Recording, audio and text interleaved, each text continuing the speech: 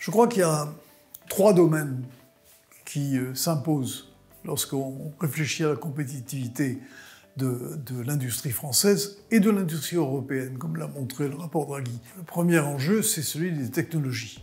L'innovation, d'abord, l'innovation technologique, sur lesquelles il y a beaucoup d'efforts à faire pour que nous soyons au niveau de nos concurrents américains ou chinois.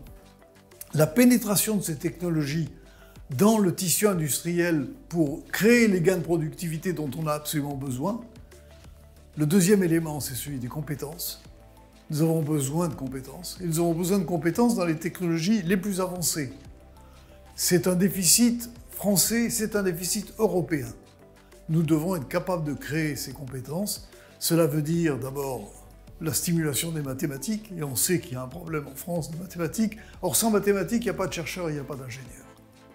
Et je crois qu'il faut aussi que nos écoles d'ingénieurs aillent vers les technologies les plus avancées, à la fois pour que nos ingénieurs soient des innovateurs et qu'en même temps, ils soient aptes à faire pénétrer les technologies dans l'industrie. Le troisième défi, c'est celui de l'énergie. D'être capable de développer en France une électricité compétitive, indépendante, stable, pilotable. Et je pense que dans ce domaine, la part du nucléaire doit être une part importante. Nous sommes actuellement à 70% de nucléaire. Je pense que c'est un bon pourcentage et que c'est ça qui nous permettra de développer notre industrie, parce que notre industrie va devenir électrique. On part pour un doublement de la consommation d'électricité d'ici 2050. Il faut s'y préparer.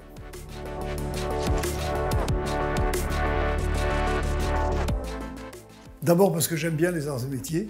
Je ne suis pas ingénieur, vous le savez. J'ai fait une école de commerce, Orosco Référence. Mais j'aime les ingénieurs. J'en ai beaucoup côtoyé dans ma vie professionnelle. Et en particulier ceux arts et métiers qui sont ceux qui constituent d'une certaine manière l'armature de notre appareil industriel. Et je pense que le programme Evolutive Learning Factory est un programme qui vise à porter les ingénieurs des arts et métiers au niveau de la maîtrise des technologies dont nous avons besoin dans l'avenir. Et j'attire beaucoup votre attention sur le terme évolutive.